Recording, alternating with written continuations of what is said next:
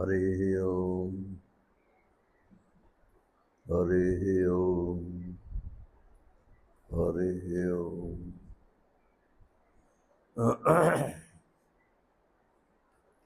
गुरुर्ब्रह्मा गुरुर्विष्णु गुरुर्देवो महेश्वर गुरु साक्षात् परब्रह्म तस्मै श्री गुरुवे नमः। शंकरं शंकराचार्यं केशवं बादरायणं सूत्रभाष्यकृतौ वन्दे भगवन्तौ पुनः पुनः। ईश्वरो गुरुरात्मेति मूर्तिभेदविभागिने व्योमवद्व्याप्तदेहाय दक्षिणामूर्तये नमः। कृष्णाय वासुदेवाय हरये परमात्मने प्रणतक्लेशनाशाय गोविन्दाय नमो नमः। गोविन्दाय नमो नमः। हरिः ओम। नारायण नारायण नारायण।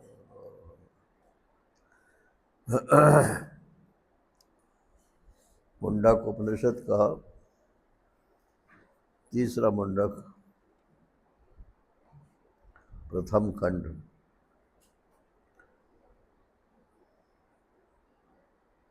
इसका पहला मंत्र है, द्वासपर्णा सयुजा सखाया समानम वृक्षम परिशस्व जाते तयोरन्यः पिप्पलम स्वादुवत्ति अनन्यो अनशनन अन्यो अभिचाकशीति। एक पेड़ पर दो पक्षी रहते हैं, उनके बड़े सुंदर सुंदर पंख हैं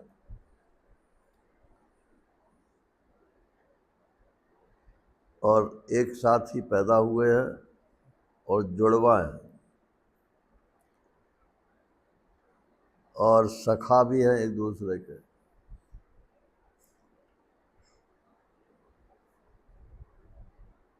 और रहते हैं परिशस्व जाते, गले में हाथ डाल करके, मतलब चिपक कर रहते हैं। ये तो दोनों पक्षियों की बात हो गई। उनमें से एक पक्षी उस पेड़ के फल खाता है, पिप्पल, और दूसरा पक्षी जो है वो सिर्फ उन फलों को देखता रहता है। ये रूपा कहना रहा है। तो ईश्वर और जीव दो पक्षी है, या गुरु और शिष्य दो पक्षी है, या जीवन मुक्त और अज्ञानी दो पक्षी है, एक ही शरीर में रहते। और जीव पहले हुआ कि जीवन मुक्त पहले पैदा हुआ? एक ही व्यक्ति के दो नाम हैं, तो कौन पहले पैदा हुआ इससे दोनों साथ साथ ही पैदा होते हैं। ज्ञान से उसी को जीवन मुक्त बोलते हैं, अज्ञान से उसी को जीव बोलते हैं। ये जीव, जीव शब्द में जो जा है ना, जो उत्पन्न हुआ है, जा माने उत्पन्न होना, जो उत्पन्न हुआ है। और जो मुक्त हो जाएगा तो क्या समझेगा कि मैं तो कभी उत्पन्न ही नहीं हुआ।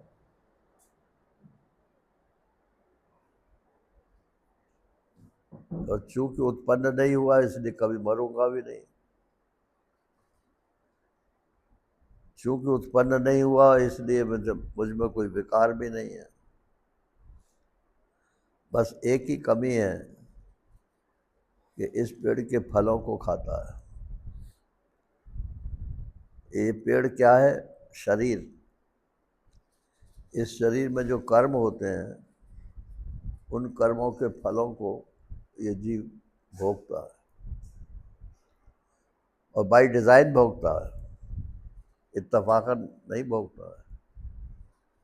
हमें मालूम है कि ये भोग हमको सुख भी दे सकता है, दुख भी दे सकता है, लेकिन फिर भी हम छोड़ नहीं पाते। नहीं छोड़ पाते तो भुगतेंगे, फिर नहीं छोड़ पाएंगे तो जो जीव पीपल का मतलब फल खा रहा है वो शोकग्रस्त हो जाएगा, और जो नहीं खा रहा है वो चैन से बंसी बजाएगा। एक ही व्यक्ति में दो बातें होती हैं, और जीव और ईश्वर मानो तो ईश्वर तो नित्य ही कुछ करता भी नहीं है और खाता भी नहीं है। ईश्वर करता नहीं है, माया करती है, प्रकृति करती है, या जीव के किए हुए को वो अपना कर्ता कर्म मान लेता है, क्योंकि उसको उसका फल देना है। दूसरे के किए हुए का फल देने वाले तुम कौन हो भाई?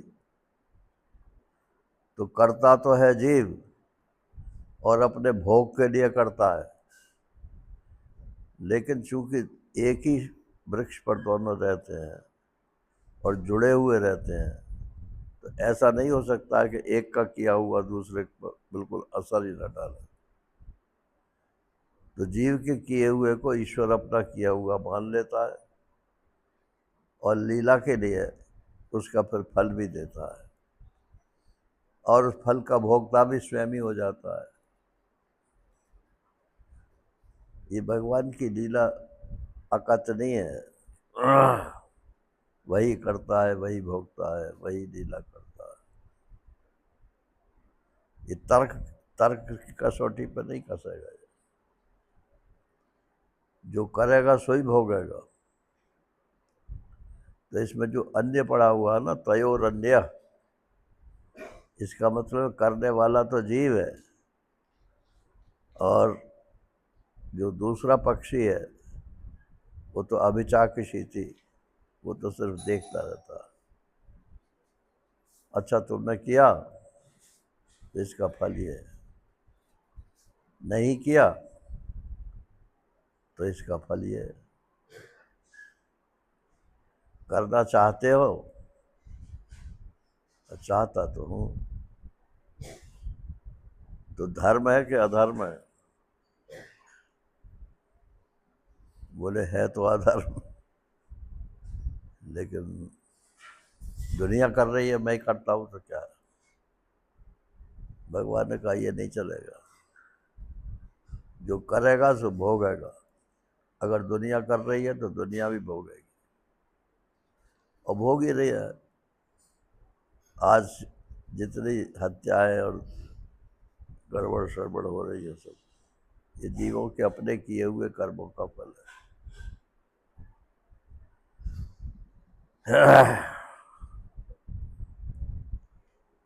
अब मुक्त जीव और बद्ध जीव कल है, तो मैं ही बद्ध था और अब मैं ही मुक्त हो गया, इसी पेड़ के ऊपर, इसी शरीर में। तो पहले मैं कर्म का करता भी था और कर्म का भोगता भी था। अब मैं मुक्त हो गया, तो न मैं कर्म का करता हूँ और न मैं कर्म का भोगता हूँ। फल का क्या होगा? भी कोई तो कर्म करेगा ना। बोले जो करेगा सो भरेगा। जीव अनेक एक श्री कंता, अनेक जीव हैं, एक मुक्त हो जाएगा तो सब थोड़ी मुक्त हो जाएंगे।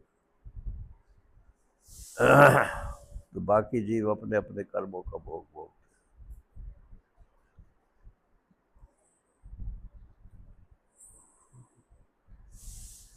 ये मंत्र जो है काफी प्रचलित है। तो मैंने बता दिया कि गीता का आधार जो है वो ये पहले दो मंत्र है। अर्जुन शोक करता है उसी रथ पर बैठकर, और श्री कृष्ण उसी रथ पर बैठ करके हंसते हैं, वो शोक नहीं करते। तो वो शोक क्यों करता है कि मैं इनको मारूंगा, संबंधियों को, ये संबंधी मेरे द्वारा मारे जाएंगे, फिर ये होगा, फिर ये होगा, फिर ये होगा। दुनिया भर का जाल फैला रखा है।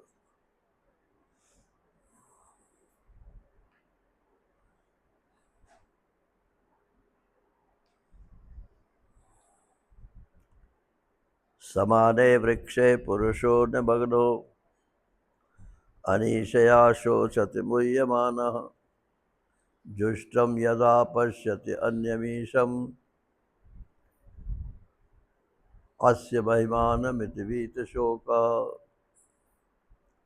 समानम वृक्षे पुरुषो निमग्नो, एक ही पेड़ पर बैठे हैं लेकिन एक जो है रो रहा है और एक हंस रहा है। समाने वृक्षे पुरुषो निमग्नो अनीशया शोचति मुह्यमानः, तो कौन रोता है कि जो अनीश है, माने ईश्वर से भिन्न, जो अपने को छोटा मानता है, मेरे पास ये नहीं है, मेरे पास ये नहीं है। तुम्हारे पास होने की कोई कभी खत्म नहीं होगी गिनती जो है। आज 10 चीजों का रोना रो रहे हो, कल को 20 चीजों का रोना रो रहे हो। क्यों? आज 10 के लिए रो रहे हो, कल को 20 के लिए रोगे।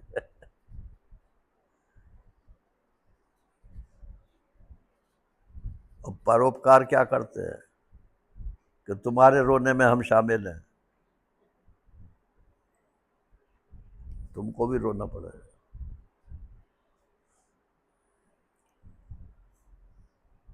ये कोई अच्छी बात नहीं है ना। जो आदमी रो रहा है वो अपने किए हुए का फल रो रहा है, जो हंस रहा है वो अपने किए हुए का फल हंस रहा है।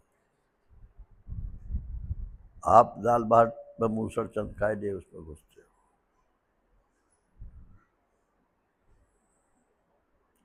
अपने ही किए हुए से छुट्टी नहीं मिलती, तो ये दुनिया के भले के नाम पे जो लोक संग्रह के नाम पे पढ़ते हैं वो तो पसते ही जाते हैं, निकल नहीं सकते। अब एक सीए बैठा है नारायण, चार्टर्ड अकाउंटेंट, मेरे ख्याल से 1000 क्लाइंट तो होंगे एक सीए के पास। इतने हैं कि नहीं? ज़्यादा ही भले होंगे। और एक एक क्लाइंट से कई कई हजार रुपए देते हैं, तो उनकी आमदनी का कोई ठिकाना है?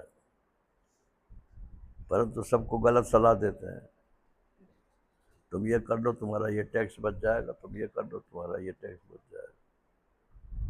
और वो हाँ में हाँ मिलाता जाता, हाँ बिल्कुल ठीक कह रहे हो आप, ठीक कह रहे हो। और फिर जब नोटिस आता है फिर उसी के पास जाते हैं, बोले हाँ इसकी भी काट है, कोई बात नहीं, झूठा आश्वासन दे देंगे। और नहीं तो मुकदमा कर दो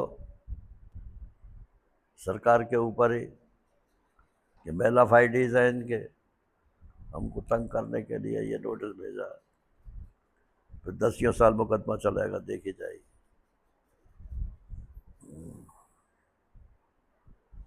करोड़ों रुपए का गबन कर गए और 10 साल हो गए मुकदमे को, और अभी तक फैसला नहीं हुआ और ना होगा। ये दुनिया में शांति का रास्ता नहीं है ना, तो छोड़ देने का ही शांति का रास्ता। तो समाने वृक्ष, एक ही वृक्ष पर पुरुषों निमग्ना, एक पुरुष जो है वो निमग्न है, अनिशया, अपने में कमी महसूस करता, ईश्वरता महसूस नहीं करता, इसलिए शोचती मुझे माना, मोहित होकर के फिर शोक करता है। और दूसरा पक्षी ईश्वर है, तो वो अनीश नहीं है, इसलिए शोक भी नहीं करता, मोहित भी नहीं करता। तो उसको देख करके जब वो भी ऐसा ही हो जाता है, मेरा साथी नहीं रोता, मैं क्यों रो? जुष्टम यदा पश्यति अन्यमीशम, जब वो दूसरे ईश्वर को देखता है, सेवन करता है, अस्य महिमानम इति वीत शोका, उसकी इस महिमा को जानता है कि ये क्यों शोक नहीं करता। ईश्वर है इसलिए शोक नहीं करता? बोले नहीं, वो फल नहीं खाता इसलिए शोक नहीं करता। सारी गीता का रहस्य जो है वो इसी बात में है कि अगर आप फल खाओगे तो शोक मोह से ग्रस्त हो। चाहे अपने किए हुए का फल खाओ, चाहे दूसरे के किए हुए का फल खाओ। भोक्तृत्व में समस्या है, कर्तापने में सावधान, और भोक्तृत्व तो छोड़ना ही है, चाहे अपना किया हुआ हो चाहे दूसरे का किया हो। जुष्टम यदा पश्यति अन्यमीशम अस्य महिमानम इति वीत शोक। उसकी महिमा को, उसके बड़प्पन को, ईश्वर के स्वरूप को जब वो समझता है, या अपने गुरु जी के स्वरूप को समझता है, या अपने शुद्ध स्वरूप को समझता है कि आखिर एक दिन मैं ही तो मुक्त होऊंगा, तब फिर मैं मोक्ष वो शोक क्यों नहीं करूंगा? अगर तब नहीं करूंगा तो अभी से क्यों नहीं करना शुरू कर दूं?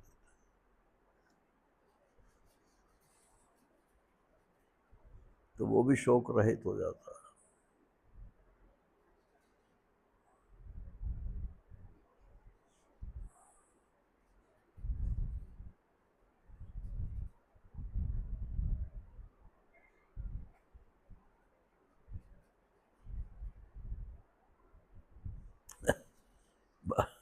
भाष्यकार लिखते हैं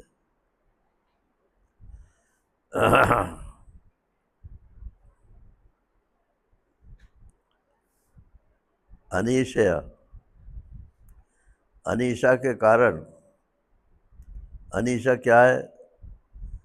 मैं तो किसी कार्य के योग्य ही नहीं हूँ, मेरा तो पुत्र मर गया, मेरी पत्नी मर गई, अब मेरे जीवन से क्या लाभ है? यही अनीशिया है। इस प्रकार के हीन दीन भाव को अनीशा कहते हैं।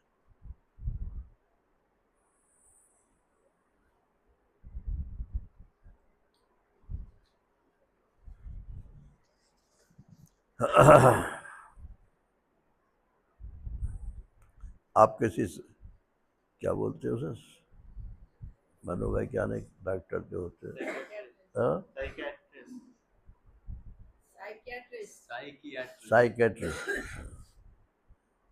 साइकेट्रिस्ट, उसके पास जाओ और अपनी समस्या बताओ, तो भीतर भीतर तो हंसता है कि कोई समस्या ही नहीं है, क्योंकि वो जानता है कि मेंटल प्रॉब्लम्स हैं ये, और मेंटल प्रॉब्लम जो है वो ऐसे ही नहीं पैदा होती है, अपनी बेवकूफ़ी से ही पैदा होती है। फिर भी वो कहता है अच्छा ऐसा करो, तुम ऐसा कर दो, ऐसा करो, नहीं तो नींद की गोली दे देंगे, सोते रहो। न रहेगा बांस न बजेगी बांसुरी।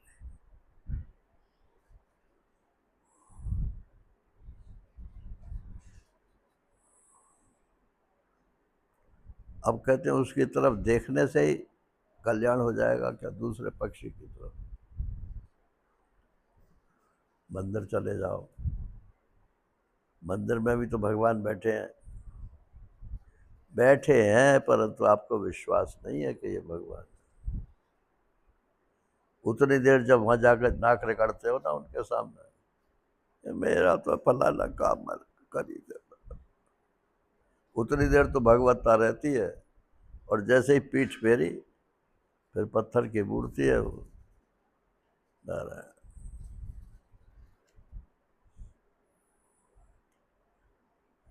तो ईश्वर की तरफ देखोगे तो सब तरफ सब समय ध्यान वहीं लगा रहेगा। अब हमने ईश्वर को समर्पित कर दिया, अब हमें कुछ चिंता करने की जरूरत नहीं।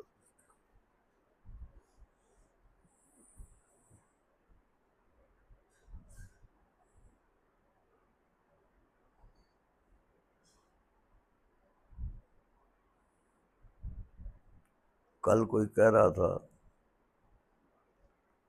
अरे साहब आपकी उम्र बहुत बढ़ गई है, अब आप ये करो, कहीं गिर पड़े तो, कहीं रोगी हो गए तो, कहीं फलाने हो गए तो, कब क्यों। काजी जी क्यों, अभी कोई एक्शन अराइज ही नहीं हुआ और चिंता कर रहे हैं उसकी, और मर गए तो मृत्यु की नहीं सोचते, गिरने की सोचते। गिर के भी तो मरेंगे ही, और क्या होगा। तो अनीशिया के लिए लिखा है इसमें कि ये सब चीजें आपको छोड़नी पड़ेगी।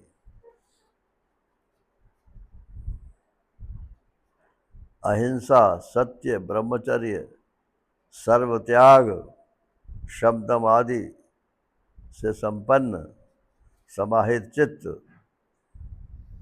ये होकर के ध्यान करो, तब योग मार्ग या कर्म के द्वारा संचित दूसरे पक्षी की शरण बजाओगे। तो वैसे ही कि हमने ईश्वर को देख लिया, कहाँ देख लिया भैया, किस रूप में देख लिया ईश्वर को।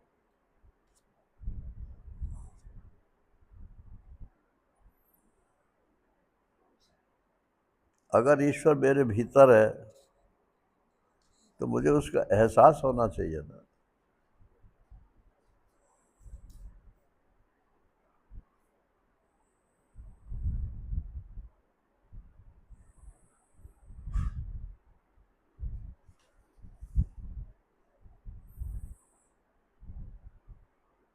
तो एहसास तभी होगा जब दूसरे एहसास खड्डे में पड़ जाए। यदा पश्यते रुक्मवर्णम कर्तारमीशं पुरुषं ब्रह्मयोनिं, तदा विद्वान् पुण्यपापे विधूय निरंजनः परमं साम्यमुपैति। यदा माने जिस समय, पश्य माने देखने वाला, दृष्टा, साक्षी, पश्यते देखता है ईश्वर को। किस रूप से देखता है कि रुक्म वर्णम, सुनहरे रंग के ईश्वर को देखता है। तो ये रंग क्यों लिखा भाई, क्या ईश्वर सुनहरा ही होता है, काला नहीं होता है। बोले जब देखना, पश्यते लिख दिया तो देखने में तो आंख का रंग ही आएगा, इसलिए रुक्म वर्णम बोला। वैसे रुक्म माने उज्ज्वल होता है।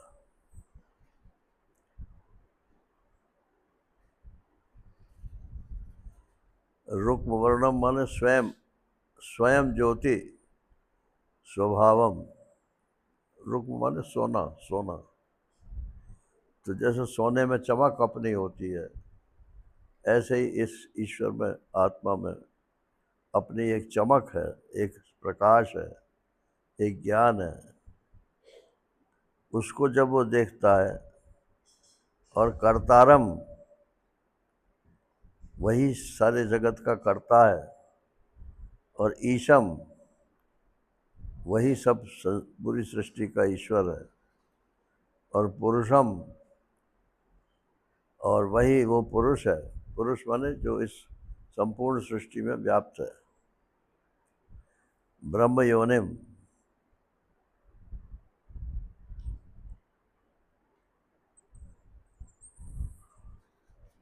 या ब्रह्म माने सृष्टि है।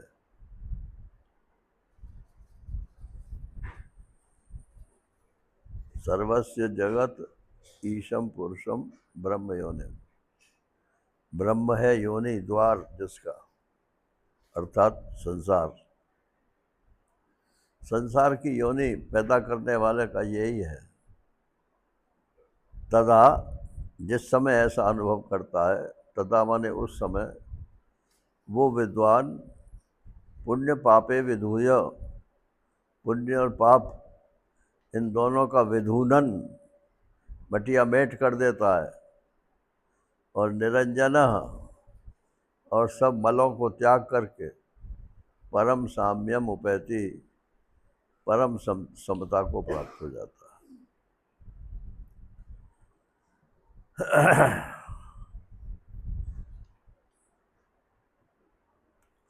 ये इस मुंडक की जो श्रुतियाँ हैं,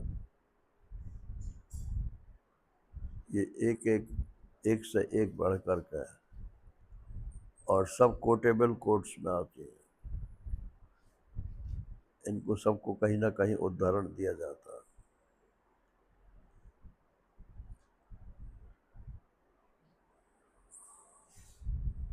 सृष्टि का कारण क्या है? कहाँ से निकली सृष्टि? बोले स्त्री की योनि में से निकली। तो संसार में तो अगणित स्त्रियां हैं, सबकी योनि में से क्यों नहीं निकलती भाई? जिस योनि में निकलने की योग्यता है उसी में से निकलेगी। और योनि माने द्वार होता है। तो सृष्टि का बीज तो रहता है पहले से ही। वो ब्रह्म योनि, ब्रह्म में से होकर के निकल जाता है। ब्रह्म है योनि जिसकी। परमात्मा तो जिस रास्ते से जाए आएगा उस रास्ते के कुछ ना कुछ तो साथ में लाएगा ना। तो ब्रह्म का स्वरूप है सच्चिदानंद। तो सच्चिदानंद लेकर के सारी सृष्टि आती है। किस रूप से आती है? देखो, ये मकान है ना? है कि नहीं है? तो ये है इस मकान का है कि ईंट पत्थरों का है कि इस धरती का है कि आकाश का है? ये है पना किसका है? तो जो देख रहा है उसका है पना है। तो हम जिस योनि से होकर के निकल के आए हैं उसका अस्तित्व हम लेकर के आए हैं। अच्छा, है क्या है?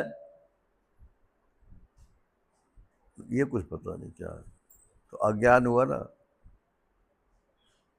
बोले नहीं, ये टेबल लैंप है, ये बाइक है, ये फलाना है।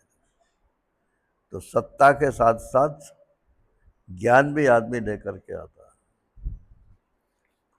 मैं बद्ध हूँ कि मैं मुक्त हूँ, मैं पुरुष हूँ कि मैं स्त्री हूँ, मैं जीव हूँ कि ईश्वर हूँ, कुछ ना कुछ ज्ञान उसके साथ लगा रहता है।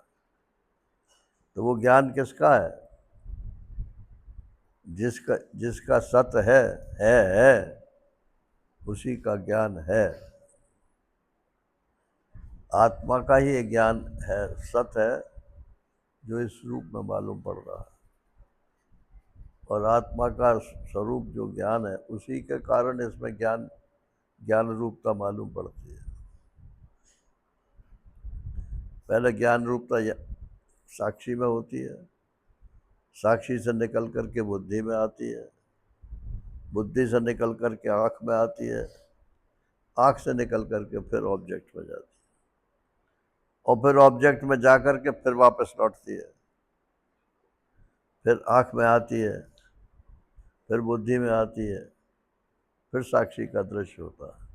जब ये साइकिल पूरा हो जाता है तब पता लगता है कि ये वस्तु फला है।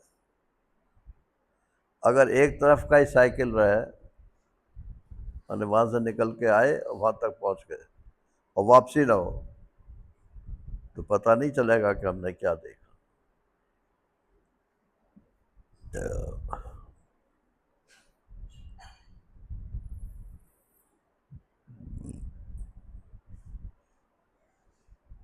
तो वो ब्रह्म योनि माने उपादान कारण भी वही है और कर्तारम यानी निमित्त कारण भी वही है, और पुरुषम अभिन्न निमित्त उपादान कारण है और आनंद स्वरूप ज्ञान स्वरूप। तथा उस समय जिसने ऐसा अनुभव किया, विद्वान पुण्य पापे विधूय, मैंने जो कुछ किया वो सब खत्म, और जो करूँगा वो भी खत्म। ब्रह्म सूत्र में सूत्र ही है कि तत्व ज्ञान होने पर उत्तर पूर्वाघयो अश्लेष विनाशो तद्व्यपदेशात, ये सूत्र है। पहले जो कुछ किया है और बाद में जो कुछ करेंगे, इनका तो नाश हो जाता है। और जो प्रारब्ध में आ गए हैं, माने संचित का नाश हो जाएगा और क्रियमाण अपना फल नहीं देगा। और रह गए प्रारब्ध, तो वो तो भोग करके अपने आप ही नष्ट होने वाला है। बस जरा पेशेंस, धैर्य चाहिए। कोई घटना हो गई तो धैर्य रखो, उसके बाद कुछ अच्छा आएगा।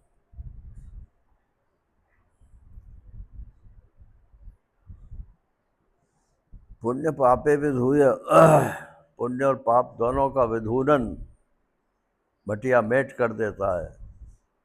निरंजना परमम साम्यम उपैति, और निरंजन माने सब कालिमाओं के रहित, पुण्य पाप से रहित होकर के, शुद्ध होकर परम साम्य, परम समता को प्राप्त हो जाता है। जित देखूं तित श्यामयी है, विद्या विनय संपन्न ब्राह्मणे कवि हस्तनी, शुनि चैव स्वपाके च पंडिता समदर्शि। यहैव तैर्जितः सर्गो येषाम साम्ये स्थितं मनः।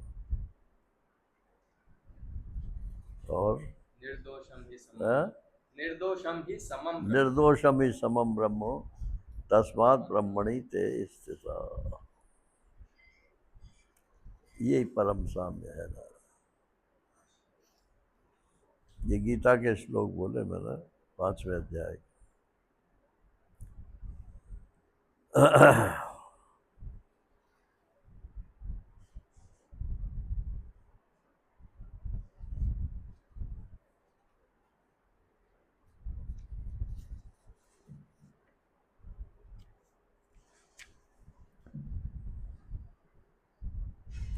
प्राणो ह्येष सर्वभूतैर्विभाति, विजानन् विद्वान् भवते नातिवादी, आत्मक्रीडो आत्मरतिः क्रियावान्, एष ब्रह्मविदां वरिष्ठ। अब ब्रह्मवेत्ताओं में भी श्रेणियां बताते हैं। ब्रह्मज्ञानी तो बहुत है, लेकिन किस किस कोटि के ब्रह्मज्ञानी है। ब्रह्मविदाम वरिष्ठ, तो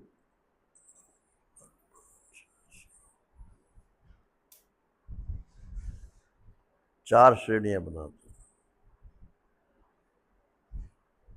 ब्रह्मविद, ब्रह्मविद्वर, ब्रह्मविद्वरीयान और ब्रह्मविद वरिष्ठ। चार श्रेणियां ब्रह्मज्ञानियों। ब्रह्मविद कौन है? जिन्होंने अपने अंतःकरण को बिल्कुल शुद्ध कर दिया है और वैराग्य की भूमिका सब उदय हो गई है और सद्गुरु की जिसको प्राप्ति हो गई है, इतनी सब सामग्री के साथ जिसने अपने आप को ब्रह्म जान लिया है, वो ब्रह्मविद है, ब्रह्म को जानने वाला। सिर्फ किताब में पढ़ लेने वाले को ब्रह्मवेत्ता नहीं बोलते।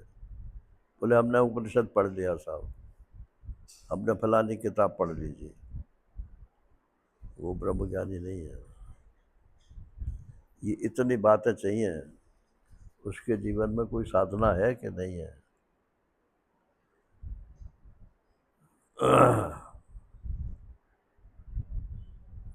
ये ब्रह्म विद्या वाले लोग जो है वो साधन की परवाह भी नहीं करते और साधन को घटिया भी करके बताते। लेकिन जिसके जीवन में साधना नहीं है, उसके जीवन में कभी भी ब्रह्म ज्ञान आने वाला नहीं है।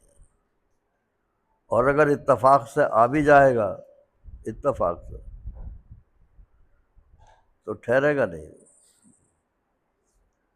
ठहरने की भूमिका चाहिए।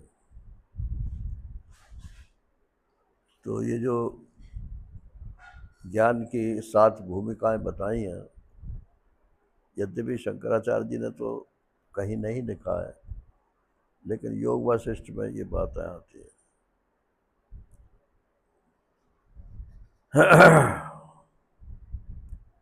और वो ये वेदांत की परंपरा में स्वीकार्य है। सबसे पहली तो है शुभेच्छा। शुभेच्छा। आप ब्रह्म ज्ञान प्राप्त करना चाहते हो कि नहीं? बोले चाहते तो हैं, मगर कुछ छोड़ना छाड़ना ना पड़े। हम तो ज्यों के त्यों ब्रह्म हैं, तो फिर कभी ब्रह्म ज्ञान आपको नहीं होगा। जो छोड़ने का है वो तो छोड़ना पड़ेगा। शुभेच्छा, ब्रह्म ज्ञान की इच्छा हो और उसके लिए जो छोड़ने की बात हो उसको स्वीकार करो। दूसरी भूमिका है विचारणा।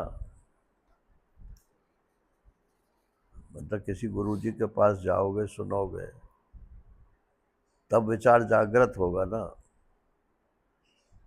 बोले नहीं, हम तो ऑनलाइन सत्संग कर लेते हैं, किताब पढ़ लेते हैं, हमारा तो हो गया। आपका हो गया तो आपके मुंह में घी शक्कर, हम क्यों कहें कि नहीं हुआ। मगर देख लो भूमिका उदय हुई है कि नहीं हुई। शुभेच्छा में श्रवण है और विचारणा में मनन है। जो कुछ आपने सुना है, पढ़ा है, उस पर आपने मनन किया कि नहीं किया। और मनन किया तो कोई शंका आती है कि नहीं आती है? नहीं, सब शंका दूर हो गई। तो आप धोखे में होना है। इसका मतलब ये आपने सुना नहीं ठीक।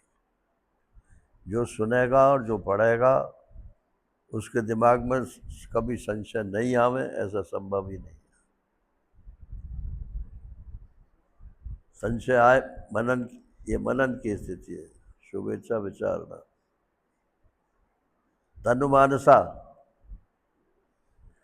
अब विचार करते करते आपका मन, अंतःकरण इतना हल्का हो गया है कि उसमें संसार के विषय नहीं समाते।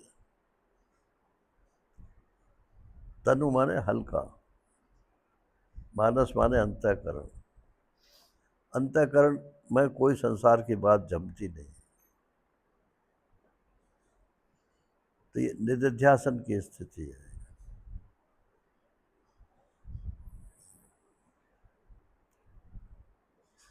फिर चौथी भूमिका है सत्वापत्ति। शुभेच्छा विचारणा तनुमानसा। सत्वापत्ति, सत्व माने ज्ञान। ज्ञान की एक किरण आपके जीवन में आ गई। हाँ, मैं हूं तो ब्रह्म। तो बोले बस यही तो है कि जीवन में एक किरण आ जानी चाहिए। तो शुरू के पापड़ बेलने की क्या जरूरत है? हमारी तो सीधे ही आ गई। आपको भ्रम हुआ है, क्षमा करना। सीधे किसी के भी नहीं आती, आपके में कैसे आ जाएगी? पैदल चलोगे तो झाड़ झंकाड़, गड्ढे सब पार करने पड़ेंगे। बोले हवाई जहाज से जाएंगे हम तो। कुछ तो हवाई जहाज की टिकट के लिए पैसे हैं कि नहीं?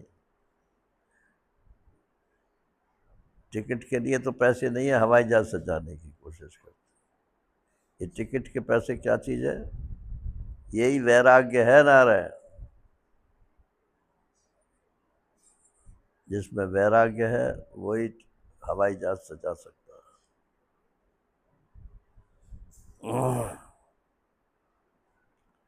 सत्वापत्ति, फिर है असंग शक्ति। अब ज्ञान हो गया तो अब कहीं मन खिंचता नहीं, और खिंच के कहीं चला जाए तो वहाँ रुकता नहीं, और रुक जाए तो वहाँ से फट से वापस आता है। असंग शक्ति मतलब उसमें चिपकने का स्वभाव नहीं रहा अंतःकरण।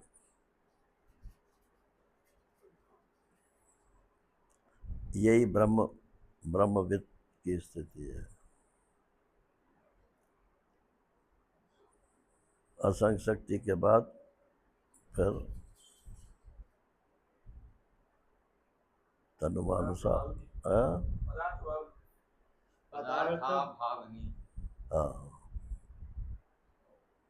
पदार्थाभाव नहीं, पदार्थ का ही अभाव हो जाए।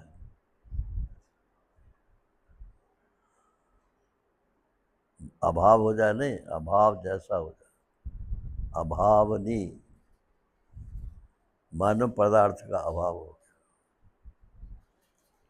जब किसी वस्तु के प्रति आकर्षण ही नहीं होता है तो कोई चीज़ है तो पड़ी रहो, नहीं है तो भी कोई बात नहीं। पदार्थ का अभाव हो जाए ऐसा नहीं है, पदार्थ के साथ जो संबंध है उसका अभाव हो जाए।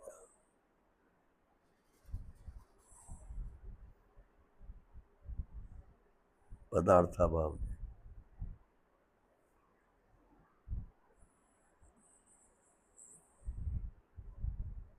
फिर कहते हैं तुर्यगा, तुर्यगा ही है ना, छठी सातवीं। तुर्यगा, तुर्यातीत, उसमें क्रिया निरपेक्ष जीवन हो जाता है। वो भयावह स्थिति है नारायण, वो सब में आती भी नहीं और सबको इच्छा भी नहीं होती, क्योंकि मृत्यु में और उसमें कोई फर्क ही नहीं रहा। जैसे आदमी मर जाए तो उसमें फिर कोई क्रिया नहीं रहती, ऐसे ही मृतप्राय उसका जीवन हो जाता है। तो संसार के मतलब का तो रहता नहीं। तो जिन लोगों को संसार की ज़्यादा चिंता है उनको कभी ये नहीं आती। तो ब्रह्मविद पांचवी भूमिका, नहीं सत्वापत्ति भी तो लगी, सत्वापत्ति में ये चौथी भूमिका ब्रह्मविद। पांचवी भूमिका ब्रह्मविद वर, ब्रह्मविद वरियान छठी भूमिका, और ब्रह्मविद वरिष्ठ ये सातवीं भूमिका। महाराज श्री इसका और तरीके से अर्थ करते हैं। वो कहते हैं वेदांत में मानने योग्य नहीं है, योग वशिष्ठ का प्रकरण है। क्यों मानने योग्य नहीं है? कि वो भूमिकाओं के चक्कर में तुरंत ब्रह्म ज्ञान की बात भूल जाते हैं। ब्रह्म ज्ञान के लिए कोई लंबा चौड़ा विस्तार करने की जरूरत नहीं है, सिर्फ वैराग्य की भूमिका चाहिए और कुछ नहीं चाहिए। वैराग्य माने वृत्ति कहीं वस्तु को सुख बुद्धि से पकड़े नहीं, बस इतनी चाहिए।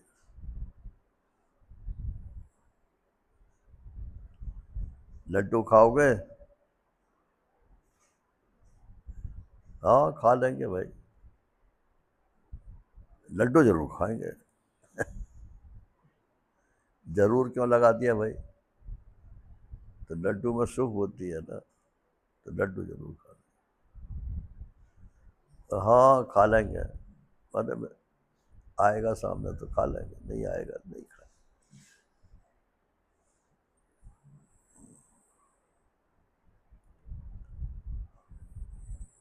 असंगता, अगर असंगत अंतःकरण हो और ब्रह्म ज्ञान की तीव्र इच्छा हो तो ज़्यादा टाइम नहीं लगता है। तो कहते हैं ब्रह्मविद वरिष्ठ, सबसे सीनियर मोस्ट ब्रह्मज्ञानी कौन है? तो महाराज श्री की बात बताता हूँ। वो कहते हैं कि जो ब्रह्मज्ञानी, जिनके पास बड़े बड़े ब्रह्मज्ञानी इसलिए आते हैं कि भाई उनके पास चलो, वो ब्रह्मज्ञान की भीतरी बात बताएंगे, वही ब्रह्मविद वरिष्ठ, ब्रह्मज्ञानियों में सीनियर मोस्ट। काल से नहीं कि ये इतने साल से लग रहे हैं, ये इतने साल से लग रहे हैं। अब सुखदेव जी सीनियर मोस्ट थे। जब परीक्षित के पास आए तो वहाँ कितने ऋषि मुनि बैठे थे, उनमें उनके पिताजी भी बैठे थे, बाबा भी बैठे थे, लेकिन सब ने खड़े होकर स्टैंडिंग ओवेशन उनको दिया, क्योंकि उनमें जो वैराग्य था वो उन ऋषियों में नहीं था, यद्यपि सब ब्रह्मज्ञानी थे। इसीलिए वो परीक्षित को कुछ उपदेश नहीं कर पाए।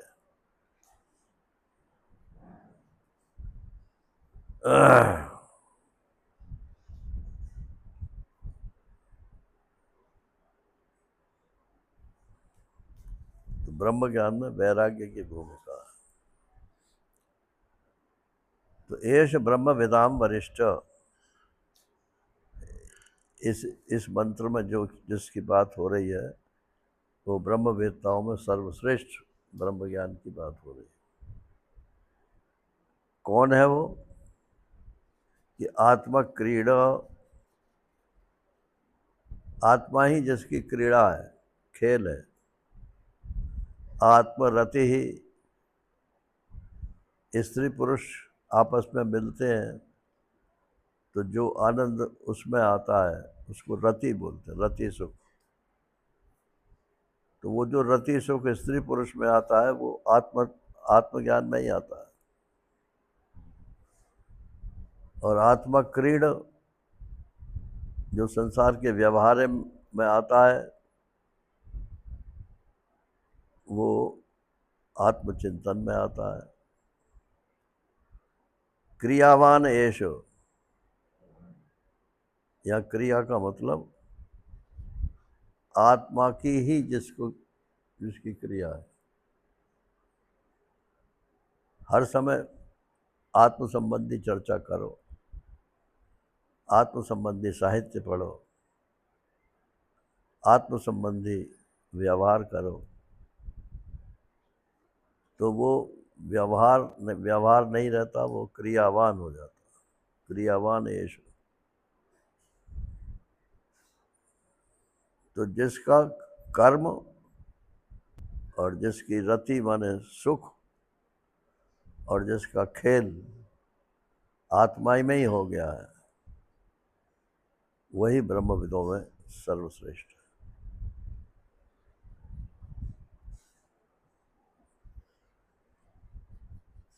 प्राणो ह्येषो यह सर्वभूतैर्विभाति,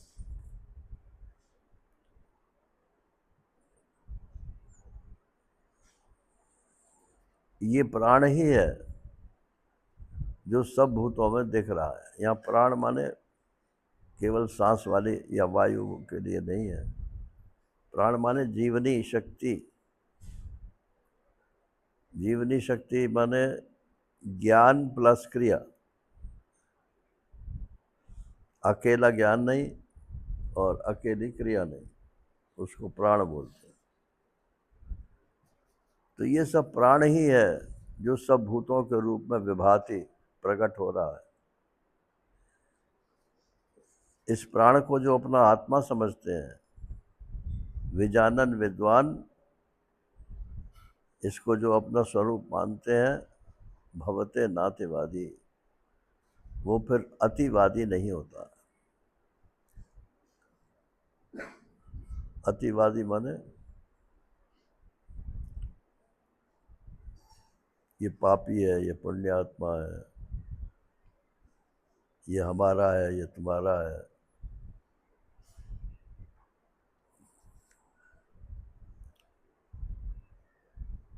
भेद दृष्टि जहाँ तक है वो सब के सब अतिवादी लोग हैं, भवते नातिवादी।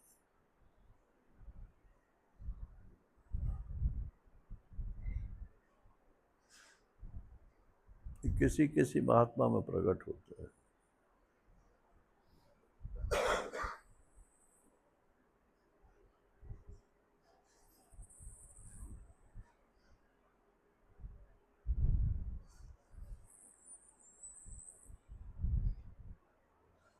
ये डिवाइन लाइफ सोसाइटी वाले जो चिदानंद जी थे, स्वामी चिदानंद, अब शायद शरीर नहीं रहा हो।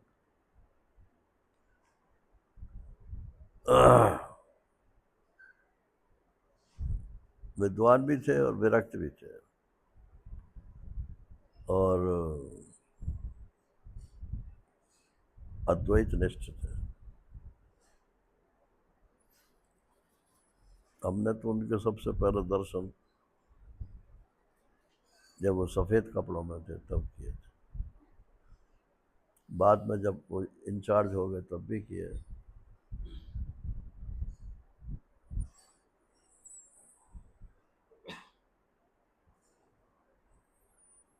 तो उनका एक दफ़ा निकला पेपर में, उनकी एक पुस्तक है, असंभव, संसार में असंभव कुछ नहीं, नथिंग इज इम्पॉसिबल।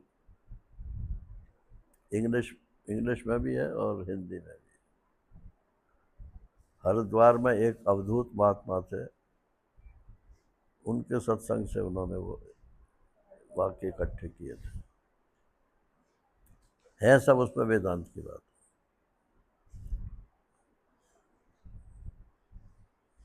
तो चिदानंद जी के बारे में निकला कि सोमवार को या मंगलवार को वहाँ कोढ़ी बहुत है ऋषिकेश में,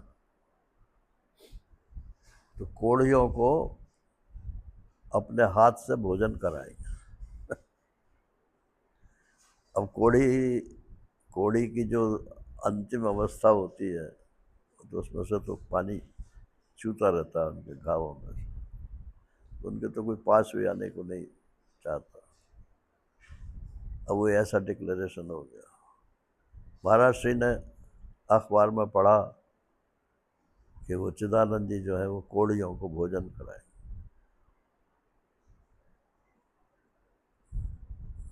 तो महाराज श्री बोले कि बड़ा साहस का काम कर रहे हैं, अब देखते हैं वो सफल होते हैं।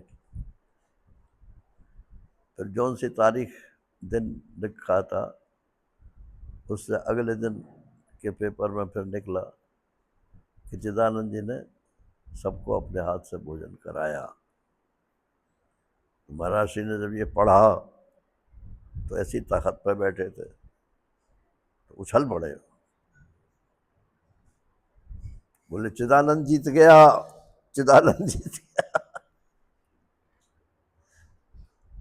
हमने कहा क्या हो गया भाई, चिदानंद काय बात में जीत गया? अद्वैत निष्ठा का एक प्रमाण तो मिला।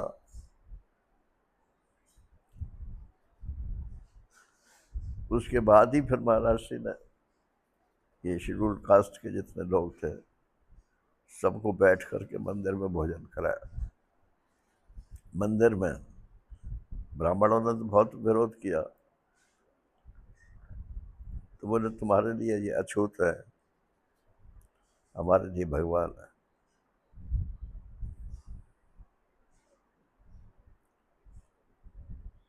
ना अतिवादी, वो अतिवाद में नहीं पड़ता है, हमारी भेद बुद्धि उसके जीवन से खत्म हो जाती। ये तो पहचान तो करता है कि ये आदमी है, ये औरत है, ये जड़ है, ये चेतन है, लेकिन साथ साथ ये ब्रह्म है, ये भी उसको भान रहता है।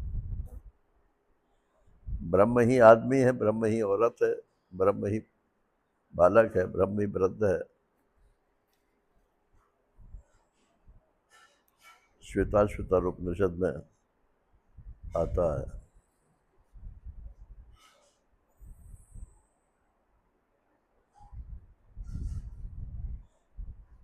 तुम पुरुष, हाँ, त्वं पुमान् उत वा कुमारी। हाँ, तुम पुमान उतवा कुमारी, तुम ही पुरुष हो, तुम ही कुमारी हो। तो वहाँ तो श्वेताश्वतर असल में उपासना परक उपनिषद है, और यहाँ तो ना अतिवादी माने अपने से भिन्न किसी को नहीं मानता। ऐसा जो ब्रह्मज्ञानी है वो ही सर्वश्रेष्ठ ब्रह्मज्ञानी, ब्रह्मविदाम वरिष्ठ।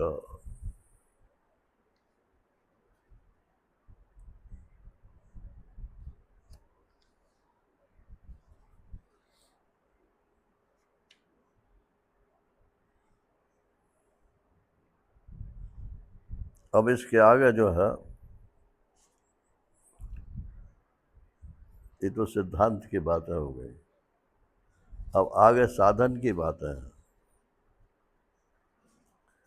सत्येन लभ्यस्तपसा ह्येष आत्मा सम्यक् ज्ञानेन ब्रह्मचर्येण नित्यम् अंतः शरीरे ज्योतिर्मयो हि शुभ्रो यम पश्यन्ति यतया क्षीणदोषा।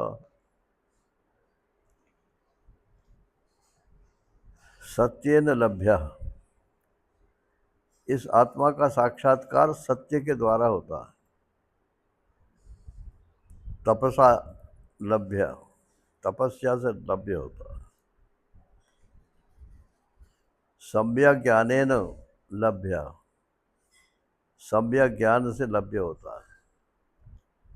ब्रह्मचर्येण नित्यम, और नित्य ब्रह्मचर्य से होता है।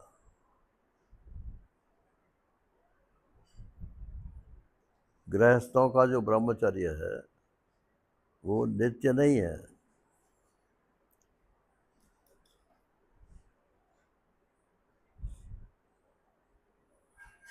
और सन्यासियों का जो ब्रह्मचर्य है उसमें भी बहुत कम सन्यासियों का नित्य ब्रह्मचर्य है। ब्रह्मचर्य से ऊर्ध्वरेता होते हैं, वीर्य की गति जो है वो ऊपर की ओर हो जाती है, और उसकी वजह से जो मेधा है, मेधा माने धारणा शक्ति, वो धारणा शक्ति मस्तिष्क में जमा होती है।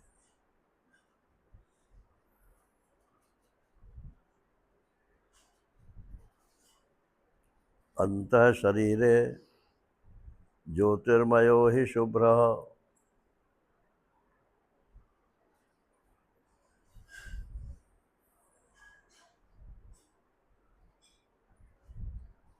अंतः शरीरे ज्योतिर्मयो हि शुभ्र यम पश्यन्ति यतया क्षीण दोष। जो यति लोग हैं, अब यहाँ चिन्मयानंद जी ने यति का शब्द जो है साधक कर दिया, जो कि यति यति का अर्थ तो सन्यासी ही है ना।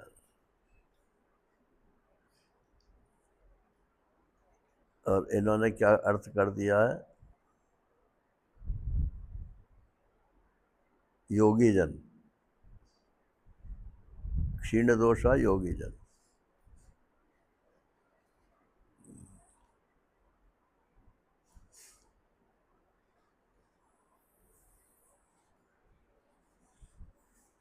तो ये सब साधन जीवन में आने की बात है।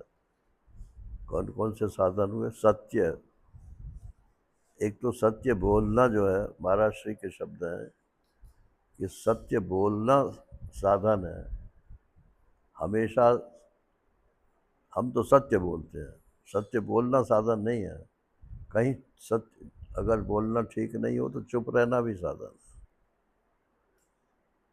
मिथ्या भाषण करना, असत्य बोलना, ये दोष है।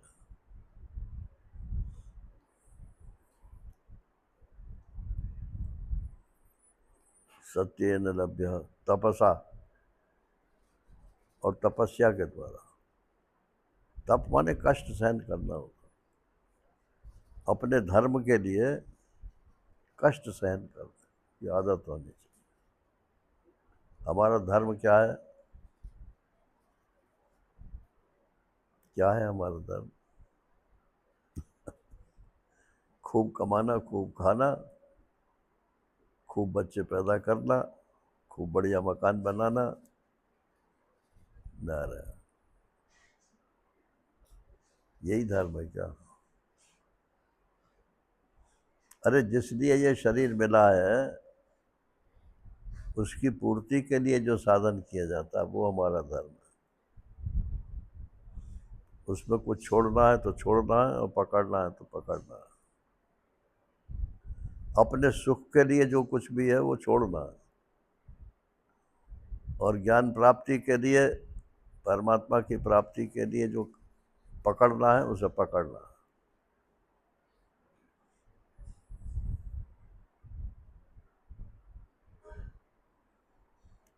अब एक दिन के लिए भी घर से बाहर नहीं निकलते ना रहे।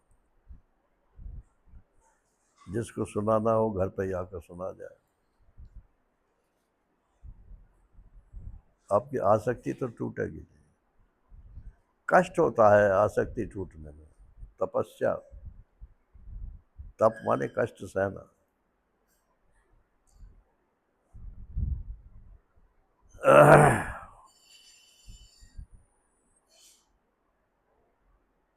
मैंने एकदम शायद बताया भी था,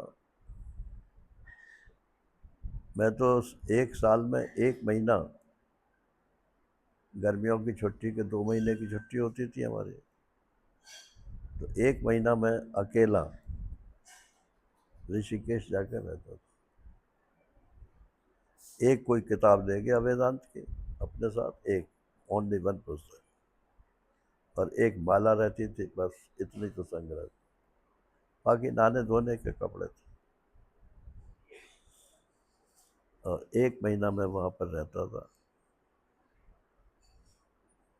तो ऐसा नहीं है कि मैं 24 घंटे इसी में लगा रहता था, लेकिन घर से 1 महीना जो आदमी रहेगा वो घर का चिंतन नहीं करेगा। 2-4 दिन के लिए जाओगे तो घर का ही चिंतन रहेगा। 2-4 दिन से ज़्यादा जाओगे तो घर का चिंतन छूट जाएगा, फिर वहाँ का चिंतन रहेगा।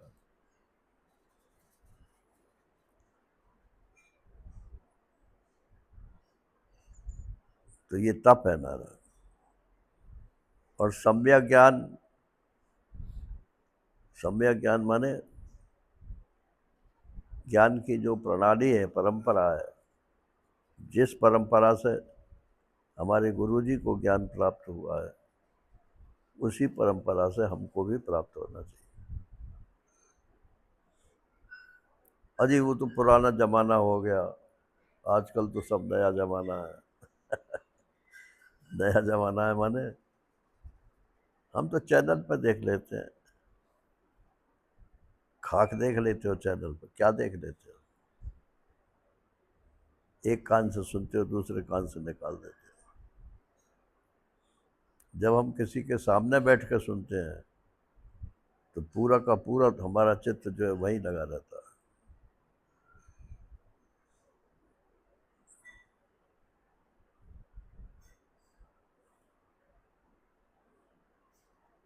तो सम्यक ज्ञान माने ज्ञान का जो ढंग है, और जो ढंग है और जो स्वरूप है, तत्पदार्थ का शोधन, त्वम पदार्थ का शोधन, दोनों की एकता, और उससे पहले शोधन के लिए जो साधन चाहिए वो, और ब्रह्मचर्य नित्यम, मन से सेक्स की संबंध की बात है न सोचो। वैसे ब्रह्मचर्य शब्द का अर्थ जो है महाराज श्री ने जो किया है वो ये है कि जिसकी चर्या, चर्या माने पूरा टाइम टेबल दिन भर का ब्रह्म संबंधी है, वो ब्रह्मचारी है। जब दूसरे दूसरे को अवकाश ही नहीं है आपके पास आने का,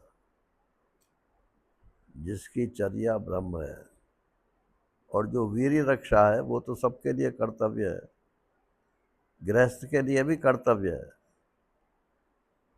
इसीलिए वह अवधि निश्चित कर दी है, इन दिनों में समागम न करे।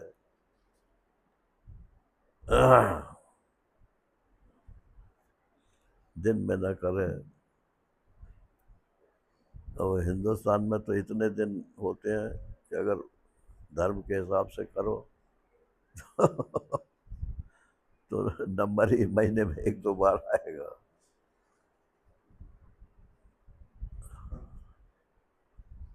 तो ब्रह्मचर्य ने नित्यम, नित्य ब्रह्मचर्य। तो ब्रह्म की चर्या जिसकी है वही ब्रह्मचारी है। अंतः शरीरे ज्योतिर्मयो ही शुभ्रो। ज्योतिर्मय आत्मा का भीतर भीतर।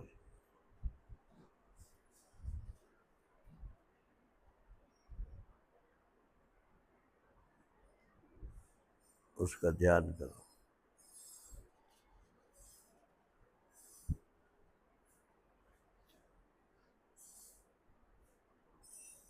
सत्यमेव जयति नानृतम सत्येन पंथा विततो ब्रह्म देवयाना ये नाक्रमति ये नाक्रमन्ति ऋषयो ये आप्त कामा यत्र तत् सत्यस्य परमं निधानम। ये सत्यमेव जयति नानृतम, ये तो हमारे उस पर लिखा हुआ है सब जगह, लेकिन वहाँ देखा होगा आपने जयते है।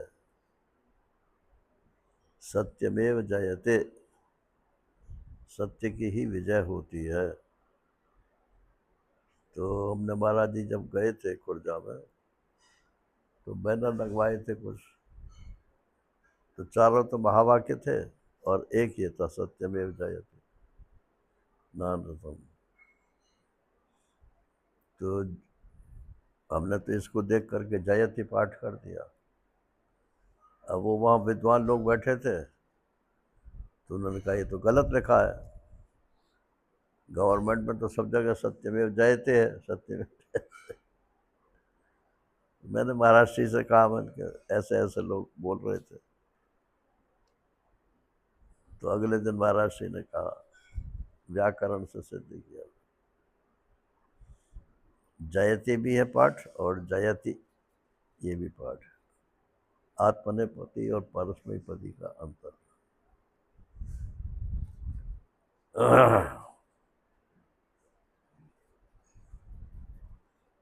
वो इसकी चर्चा कल करें। हरि ओम पूर्णमदा पूर्णमिदं पूर्णात् पूर्णमुदच्यते पूर्णस्य पूर्णमादाय पूर्णमेवावशिष्यते। ओम शांति शांति शांति। हरि ओम श्री गुरुभ्यो नमः। हरि ओम।